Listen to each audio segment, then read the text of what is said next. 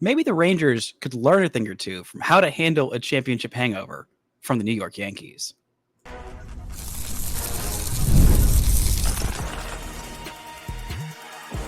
You are Locked On Rangers, your daily Texas Rangers podcast, part of the Locked On Podcast Network, your team every day. You are locked onto the World Series champion Texas Rangers. I'm Bryce Patrick, a cripplingly addicted Texas Rangers fan covering this team for 11 seasons, including all 6 as the founder and host of this podcast. Joining me today is Stacey Gotsulias, host of Locked On Yankees, here to talk about this weekend series. Already game 1 rained out, and maybe the Rangers being able to learn a thing or two about how to handle the year after championship from the team with, I forget, how many rings is it, Stacey? 26 rings and a pocket watch. 26 rings and a pocket watch. Thank y'all so much for making Locked On Rangers and Locked On Yankees your first listen every single day. Before we get into the show, this episode is brought to you by PrizePicks, the easiest and most exciting way to play daily fantasy sports. Go to prizepicks.com/LockedOnMLB. Use code, all lowercase, LockedOnMLB for a first deposit match up to $100. Now, Stacey, we were talking about, World Series hangovers, and, this Rangers team is clearly in a World Series hangover, mainly the same roster as last year that won it all, the first championship in franchise history. I have my one little pennant there, and then behind me I am hiding the 2010 AL pennant, where the Rangers went to the World Series for the first time. They followed that one up with going back to the World Series again and losing a World Series twice in a row. But this time, third time's the charm. The Rangers did it, but the charm has worn off from that 2023 World Series team. And not just the people on the current Rangers that were associated with the 2023 Rangers have fallen off. Even guys who have gone elsewhere have also fallen off in big ways. The 2 free agents that the Rangers were not able to bring back in Jordan Montgomery, former Yankee and Ranger, having a truly disastrous season in Arizona, and Mitch Garver, the DH, who turned this dead offense into slightly less dead in the month of August and was able to help this team in a big way make it to the World Series and drove in the game-winning run in Game 5. He signed a 2-year deal in Seattle and has been quite terrible. And so I posed this question to you, and I said, how does your team handle a World Series hangover? And you're like, what World Series hangover? What World Series hangover? And I guess my question is, how the heck did you do that? I know, it's really funny because when you think about the World Series that the Yankees have won, after 2009, they met the Rangers in the ALCS, but they made the ALCS after winning the World Series. You had 98, 99, 2000, the three-peat. In 2001, they made it to Game 7 of the World Series. I think the last hangover that they had, and even that couldn't be considered too much of a hangover because they made the playoffs. There are a lot of times when teams make the World Series, win the World Series, and the next year they completely fall off a cliff and they don't even make the playoffs. So the Yankees haven't really had a true World Series hangover probably since, I think, 97 could be seen as a bit of a hangover just because of the way they lost to Cleveland. It's interesting watching how baseball's changed in the last 25 to 30 years, because we spoke about it before we started recording. You're not going to see a three-peat again. I think the Yankees are going to be the last ones to go back to back to back, or even back to back at this point, because it is really tough for a team, even with the same staff, to repeat from the previous year. It's just the way baseball is now. Yeah, it is incredibly difficult. And, had the Rangers not been heroic and saved the world from a villainous repeat, yes, thank you. Thank you for that. Thank you. Yeah, you're welcome, world. You're welcome, Earth. I don't know. Maybe the Diamondbacks would have been able to, give the Astros fits and made it close. Because, I mean, the Rangers did win in 5 games, but they were close. There was only one blowout, really. I guess 2, because Game 2 was kind of a blowout for the Diamondbacks. But, I mean, all those games, obviously, Game 1 went to the 11th inning. But, I mean, once Corey Seager hit that game-tying homer, I think everyone knew exactly what was going to happen, how eventually the Rangers were going to win it. It didn't really matter because you give up that kind of a dinger in that kind of a spot with the crowd at maybe definitely the most electric I think it's ever been, or maybe ever will be, which is fine. Iconic moment. But like game 3, incredibly close. Game 4, not so close. Game 5, it just kind of felt like inevitability, but it wasn't a blowout. It got more so that way when Simeon hit the 2-run homer to kind of make it, beyond all doubt. I'm sure Yankees fans and everybody else that was more of a neutral watching, once the Rangers got that lead, they thought, oh, this is probably over. But as a Rangers fan, battered and bruised and lost a World Series in the most miserable way that anyone has probably ever lost a World Series. I don't know. The Buckner one was probably pretty bad, but still. Hi, Mo against the Diamondbacks. Mo against the Diamondbacks. Ugh. Well, yeah. On top of the 9/11 stuff leading up to it, I cried for 3 hours after that game just because I was emotionally drained from that entire fall because of everything that happened. And it was like the Yankees were our saviors. And then within 2 seconds, everything was ruined. It was like, what? Like, at least with 2004 against the Red Sox, that was like a slow motion car wreck. I could see it starting in game 4, where against the Diamondbacks, literally like this, everything went from woo to just happened.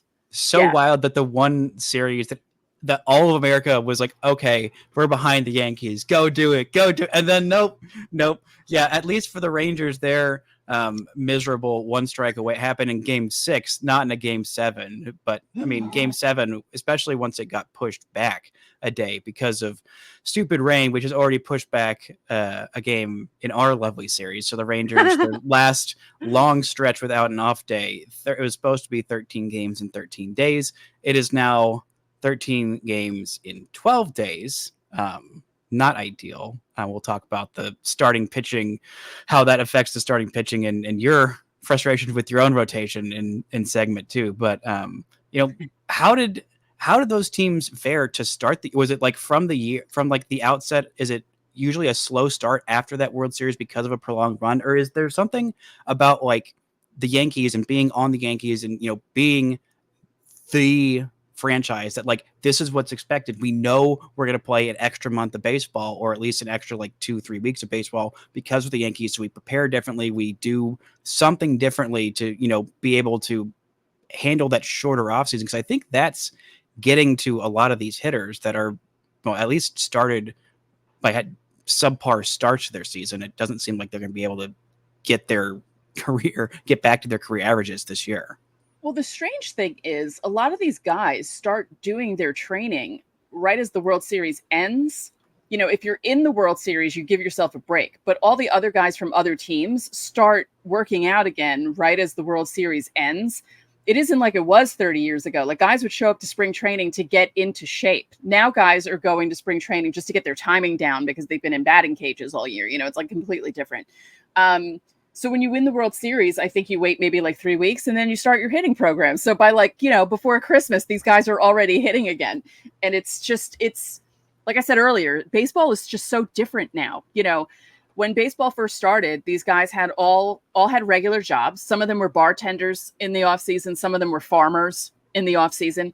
And spring training came about because they needed to detox from all the drinking they were doing in the winter, and they needed to be okay to play baseball. That's literally what it was. That's how it started in the 1800s. The owner of, I can't remember which team it was. I did a script for MLB and some of it left my brain because it was 3 years ago. But they went to the hot springs in Arkansas and detoxed because all these guys, all they were doing during the winter was drinking. It's just different now. How people train also affects how they start in the beginning of the season. There have been Yankee teams that have started off slow. The 98 team wasn't coming off a World Series, but they were coming off a disappointing series because they were pissed that they lost to Cleveland. Like, they were really angry that they lost to Cleveland. And they were 1-4. It was a disaster. Oh my God. And then what happened in 98? They won 114 games because they kicked it on in May and just didn't really look back after that point. There have been a bunch of Yankee teams that start off slow and then kick it into gear. And Yankee fans had gotten used to that sort of thing where they see, okay, it's just going to take them a little bit to get into the groove. And once May and June hits, it'll be fine. And in the last few years for the Yankees, it's gone the opposite way, where they get off to these hot starts, because it happened this year. We'll talk about it in segment 2 with the pitching too. And then they fall off a cliff and they can't recover for a while. And it's partly the players, it's partly the management. It's just something that happens with this team in the last few seasons. And Yankee fans have gotten used to it and have become, they wait for the other shoe to drop, which you don't normally do as a Yankee fan. We've become that sort of a fan now where we're like, oh, well, okay, great. They're off to a good start, but something's going to happen. Something bad's going to happen. And I don't want to feel that way. I don't feel comfortable that way as a Yankee fan, but it's not fun as someone who before this year was always, well, something bad's going to happen. Oh, some bad injury, like to some, generational prospect, like what happened with Profar or what happened with Prince Fielder, or like after it felt, you feel a little cursed. And when you're a Yankees fan, a fan of a team who has the most championships ever, usually cursed is not how you feel about your team. But with what's happened to the pitching staffs of these two teams, it kind of feels a little bit like a curse. We'll talk about that and more right after this word from our sponsors. This show is brought to you by Liquid IV. You're taking in America's pastime. Don't forget to hydrate this summer with Liquid IV's Popsicle Firecracker flavor, a surefire summer hit. Get hydrated with electrolytes, essential vitamins, and clinically tested nutrients for the #1 powdered hydration brand in America. Because baseball and summer go together like Liquid IV and indulgent hydration. You can blast off the summer with the iconic Popsicle Firecracker flavor, a festive blend of citrus-fueled lemon lime, tart cherry, and raspberry flavors as well. Tear, pour, live more. Because one stick plus 16 ounces of water hydrates better than water alone. There's 3 times the electrolytes of the leading sports drink, 8 essential vitamins and nutrients as well. It's always non-GMO, vegan, gluten-free, dairy-free, and soy-free as well. So no more thirsty summers when you indulge in hydration with Liquid IV. Get 20% off your first order of Liquid IV when you go to liquidiv.com and use code MLB at checkout. That's 20% off your first order when you shop Better Hydration today using promo code MLB at liquidiv.com. This show is also brought to you by eBay Motors. Passion, drive, and patience. What brings home the formula for winning championships, it also keeps your ride or die alive. eBay Motors has everything you need to maintain your vehicle and level it up to peak performance. Superchargers, roof racks, exhaust kits, LED headlights, and more. Whether into speed, power, or style, eBay Motors has you covered. With over 122 million parts for your #1 ride or die, you'll always find exactly what you're looking for. And with eBay Guaranteed Fit, your part is guaranteed to fit your ride every time or your money back. Because with eBay Motors, you're burning rubber, not cash. With all the parts you need at the prices you want, it's easy to make your car the MVP and bring home huge wins. Keep your ride or die alive at ebaymotors.com. Eligible items only, exclusions apply. eBay Guaranteed Fit only available to U.S. customers. Now, the Rangers this year were supposed to be powered by their bats. That has absolutely not been the case this year. The whole mantra going into the year was, okay, just hang on until those big arms that are on the IL come back. Just wait till Max Scherzer and Tyler Mahle and Jacob deGrom get back in there. Just, don't be too far down at the midpoint of the season. And eventually those arms will come back and this Rangers team will go on a run and everything will be amazing. And, well, they hung on. They hung in there. They stayed around there. Scherzer was initially supposed to come back early, then had some issues with a nerve in his shoulder, and that wasn't great. He came back, looked pretty good, and then about 3 days before he went on the IL said, nope, I won't need an IL trip. I will just need to, another day off. And then he needed an IL trip. And so within the span of a week, the Rangers ended up trading Michael Lorenzen at the deadline or the day before the deadline because Lorenzen was just bad. He was not great, but he was exactly what they needed. Just a serviceable starting pitcher for the first half of the year, necessary depth, and he did his job. And then the day after he went, I think 2/3 of an inning against the Blue Jays, came back in 4 innings of relief because John Gray got injured on the Sunday before the trade deadline, before he threw an actual pitch in the game. So you lose Michael Lorenzen to trade, you lose John Gray to the IL, and then you lose Max Scherzer to the IL, all within the span of a week. And it's not great. They did get Tyler Mahle back. He threw his first big league game of the season. Looked very good. 5 innings of 1-run ball against Houston Astros. Looked really, really good. Rangers signed him for 2 years, and this was his first start because he had TJ surgery. And then the news on DeGrom is that he threw his first bullpen to live hitters on Thursday. We're going to find out from the media meeting with the team before Friday's game about how that went. And now I think we'll have to wait for that until before Saturday's game. So just sitting on the edge of my seat there. But the state of this rotation has been much better than people expected. Eovaldi has been good and mostly healthy. Heaney has been very competent. Dane Dunning has been relegated to a bullpen role, but guys like Jose Urena, Cody Bradford had 3 amazing starts at the beginning of the year, was sidelined what was supposed to be 2 weeks, then turned into being 3 months, basically, with a back issue that turned out to be a rib issue, and then he just got back, and he was going to be, long relief bullpen help, but then the Raiders have all these injuries to the rotation. They're like, okay, Cody, you're starting now. So he'll start game 1 of this series. And what has happened with the Yankees rotation that was supposed to be this incredibly dominant rotation? It seems like, it hasn't quite been that this year. Well, no, it was. The thing that happened was they didn't have Garrett Cole for the first 2 months, and they went 50-22 in his absence, which was like, wow, maybe they're going to be good this year because when Cole comes back, everything will be great. And that's not what happened because the team fell off a cliff June 15th. And who knows? Guys were pitching over their heads, some. And, Luis Heel, he's basically been solid all year. He had 3 bad starts. That's it. He's been the ace of the staff, which you don't expect for the Yankees when you're paying Carlos Rodon $162 million.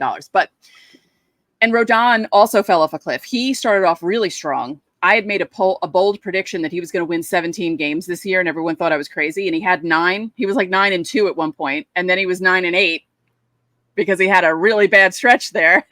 And he's been good his last 3 starts. So he's really just up, down, and all around like a roller coaster. Nestor Cortez, his thing was he couldn't pitch on the road. Now he can't pitch at home. Since July 11th, he's just been awful. Clark Schmidt got injured. He was one of their best pitchers. When he left the rotation, he was 5-3 with a 2.52 ERA. And he had, what were the strikeout numbers? 67 strikeouts and 60 and 60 and 2/3 innings. Yes. I had it there. It just was going to take. I was just looking right at it, so I figured I'd help you out. Thank you. He's working his way back. Marcus Stroman took a few days off because he's been awful in his last 6 starts. Not to the point where he's getting blown out after 2 innings, but he's just lasting 4 or 5, giving up like 3 or 4 runs, walking a lot, getting himself into a lot of trouble, and then they have to rely too much on the bullpen. So I think it's funny that the Yankees did so well in the first month and a half, and that was without Judge even hitting. Judge didn't start hitting till April 27th. They went nearly a full month without Aaron Judge hitting. And also when you think about Aaron Judge, what has he got to? 41 home runs without hitting the first month? If he was Aaron Judge that first month, he'd have at least 50 home runs at this point. It's kind of scary to think about. So the rotation was, they weren't expecting them to do well. They played over their heads. They were hoping to kind of coast until Cole came back, which they did. But some of the guys are just way too up and down. Rodon needs to be better. He needs to be the 2. Luis Heel has never pitched this much in his life. The Yankees have to figure out what to do with him, if they want to keep him a starter or if possibly they want to rejigger the bullpen and be like, you know what? You throw really hard and maybe we'll put you in the bullpen for the playoffs. So we have the rotation set as Cole, Rodon, maybe Stroman, maybe Clark Schmidt, like that sort of thing.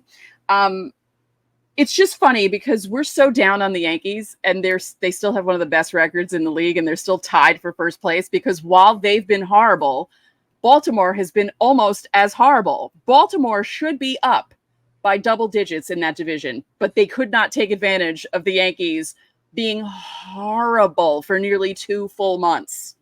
So it's just, the perspective is funny because I am here bitching and moaning about a team that's almost at 70 wins. Like, what is going on right now? You know what I mean? It's so funny. I've seen Yankees fans tearing their hair out, and I look at their baseball reference page and I'm like, yeah, some of these starters, they're kind of falling off a cliff. And then I scroll up to the top, the most important part, the record.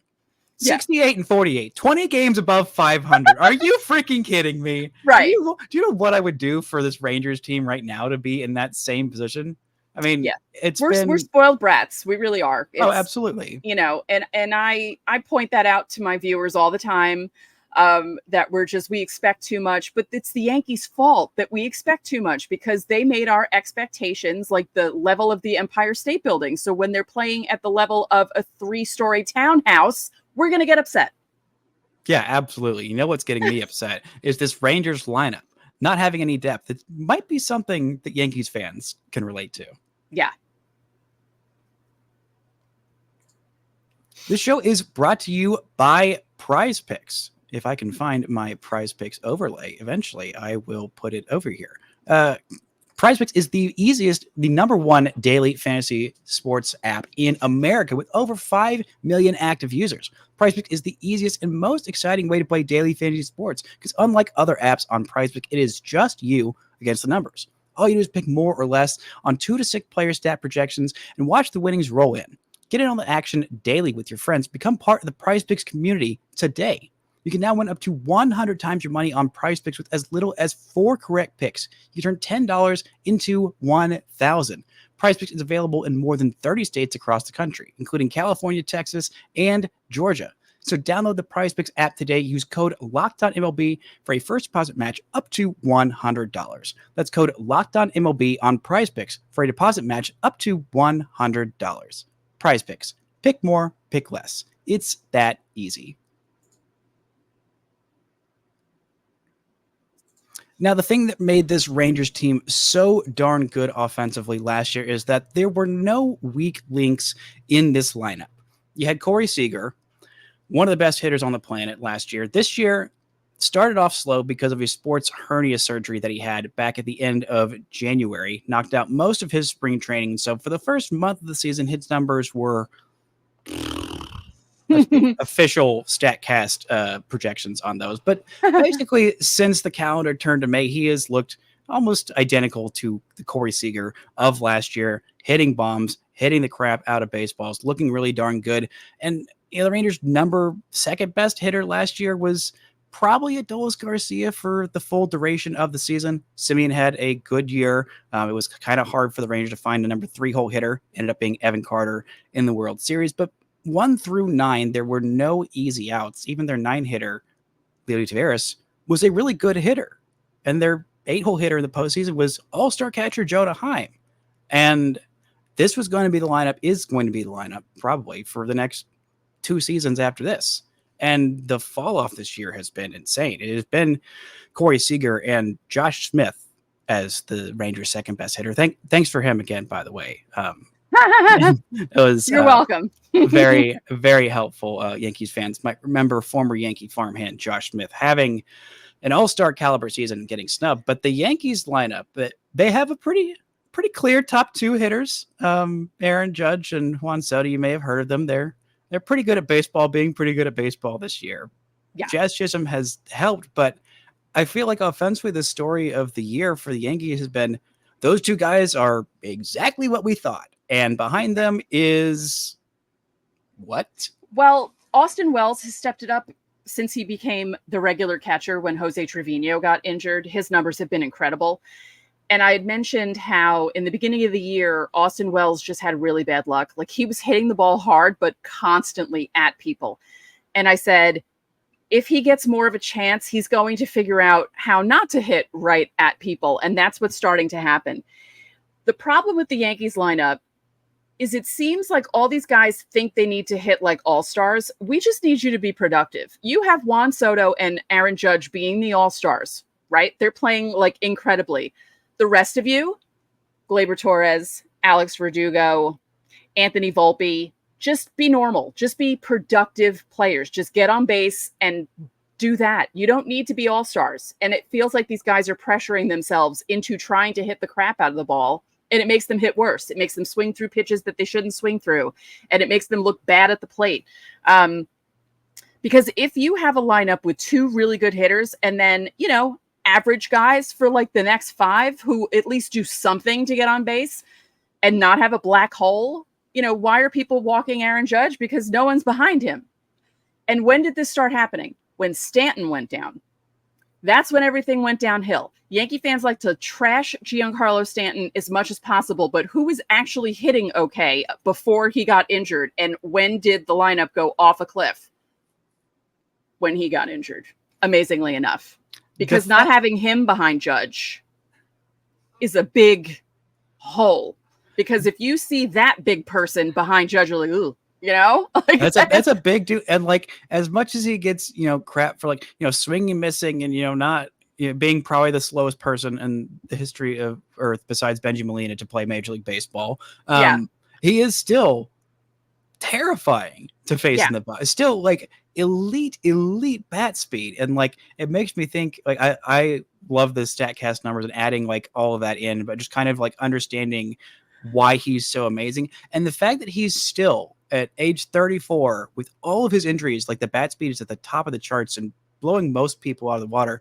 I'm like, how much better than everybody else was this guy in his prime? And how also does Aaron Judge only have 12 intentional walks this season? I mean, the Astros lineup last year had like a similar level of depth to the Rangers where like it was just so incredibly good. And I thought them adding Jose Abreu would make them unstoppable. It turns out it wasn't the case. And this year, like when the Rangers were facing them, I don't know why they pitched Yordan Alvarez as much as they did, because behind him, you have Altuve leading off. Then I think Bregman is hitting second for them, and then Yordan hitting third. And then after that, it's Yainer Diaz. And after that, it's not anything that's like, they're fine, good hitters. They beat the Rangers in the season series this year, but like Tucker's been out for a long time, and Bregman's not even having that great a year. Altuve's not having that great a year. So like, why are guys pitching to Yordan? And with the rest of the Yankees lineup, I mean, I'm surprised that opposing players' strategies isn't just, okay, we're going to face whoever's leading off, and then you have Juan Soto hitting second, intentionally walk him, intentionally walk Aaron Judge, and then we'll face just intentionally walk those guys more times, or at least pitch around them. Yeah. Like, is it more pitching around them to intentionally walking them? I mean, they both have 90+ walks. It's not like they weren't big walk guys before. It's kind of Juan Soto's whole deal. Yeah. Like, he's good at walking. Aaron Judge has gotten a lot better at preventing strikeouts. I mean, he still strikes out. He still gets that low strike called against him from the umpires because, he's only been in the league since, August of 2016, and they still don't know how to treat a 6'7" dude in the box. I don't understand. But it's just funny because people were like completely insulted that John Schneider was like, yeah, we're going to walk him. We're just going to keep walking him, because when they didn't walk him, he was hitting home runs. And it's not just home runs. Like Aaron Judge, like on days that he doesn't hit home runs, he's still going 2 for 3 with like a double and a single, and he's knocking in runs that way. Like, he has become an all around good hitter. And it drives me crazy when people want to put him into this box like, oh, he's just a power hitter. No, he's not.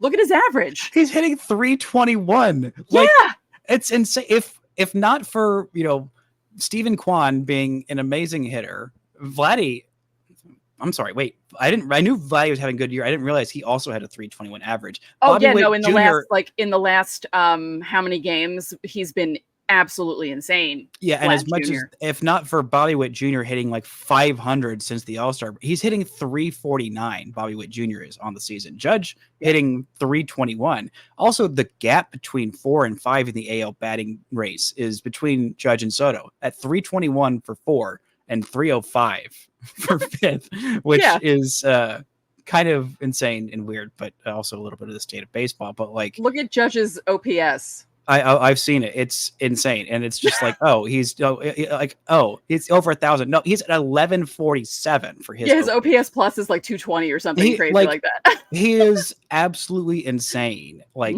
he's at 7.8 Baseball Reference for already this season, and like last year, I feel like, oh my God, he missed so much time. He finished 15th in MVP voting, only 106 games, still OPS north of 1,000. Like 3 straight years, he will have an OPS north of 1,000 unless he just goes 0 for like 60 and doesn't walk, which That's not going to I happen. don't think it's going to happen. I think he's probably going to walk a bit between now and the end of the season. But like, I don't know why any of these other hitters get any pitches to see. How much has Jazz Chisholm's introduction helped? Has it been like, what did you expect from Jazz? And obviously that first, 3 games where he hit like 17 home runs was great. What is that the kind of a depth addition like that you feel like can really help this team for now? But I was just hoping he'd get on base and steal bases. Like I was hoping he would do what I was hoping Anthony Volpe would do all year. Just get on base, wreak havoc on the base paths, steal second, steal third, or steal second, score on a single because you're fast kind of thing. And, Jazz has run into a little bit of a brick wall the past few games, but that's fine. He hit a home run on Thursday, and I think he came out of that slide just a little bit. He's taken to third base unbelievably. Like he's playing it like he's played it for 20 years. It's kind of insane. For Rangers fans who don't know, Jazz Chisholm came up as a second baseman or shortstop, then moved to second base. Then like 3 years ago, the Marlins were like, we're going to have you play center field. He's like, okay. Yeah. And he was great. And the Yankees have him come in and like, we're like, hey, you play third base. For the first, he had never played it ever. Ever. And he's great. Yeah. Yeah. And he's even like, yeah, I like it. I feel natural here. So keep me here. It's fine. And Yankee fans are like, oh, we have a third baseman. This is great. Now let's just get a first baseman, a second baseman, and a left fielder, and we'll be golden. A third baseman wearing number 13. Shouts out to my former Rangers boys, Alex Rodriguez and Joey Gallo, who was not a third baseman when we went to the Yankees. But speaking of trade deadline acquisitions, I want to get your thoughts on just the fact of simply going for it. There's a lot of Rangers fans. The Rangers window of contention opened right back up very quickly and unexpectedly to the point where you didn't have time to really build that farm, the depth, and to compete for years and years to come. And the Rangers were kind of mediocre this year, still had those additions like on the wings, still had a Corey Seager in his prime under that big contract. Same with Marcus Semien. And do you think, even though they've slid, that they were right to go for it? Because I've been preaching that, like, when you've got a chance, you got to keep going for it. Screw the future, screw the farm. Every opportunity, you got to take your advantage. Is that kind of how you feel as a Yankees fan? Yeah. I feel like the Rangers were, because you guys are in there. Anything can happen in these last how many weeks of baseball, and when you're within that many games of first, they were, I think, 3.5 back, maybe 4.5 back at the deadline. I think 3.5 back from the AL West. Yeah, that's close. Yeah. Yeah. I mean, when you're like 10 out, it's kind of like, okay, maybe, maybe not. But when you're within 5, definitely go for it. Yeah.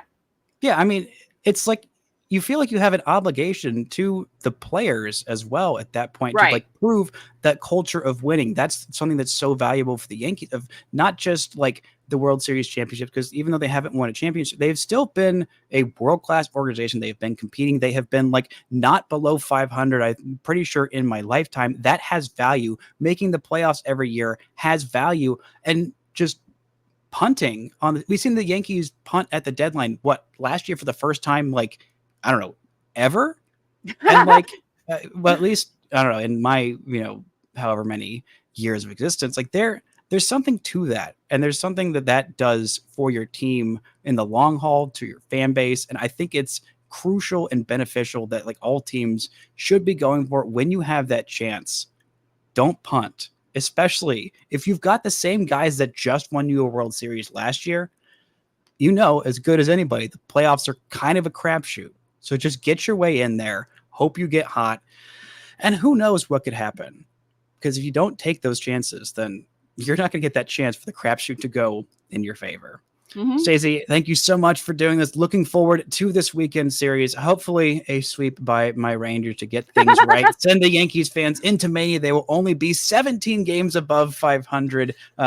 What a fun weekend this will be. Thank y'all so much. Make sure you go follow and subscribe to Locked On Yankees. Follow Stacey at StaceGots on Twitter. Follow Locked On Yankees on Twitter at Locked On Yankees, I think. Yep. There we go. All one word. There we go. Go find the Yankees. Go watch this series. It's going to be so much fun. Thank you so much for listening and subscribing. And until next time, don't forget to enjoy World Series champion Texas Rangers baseball.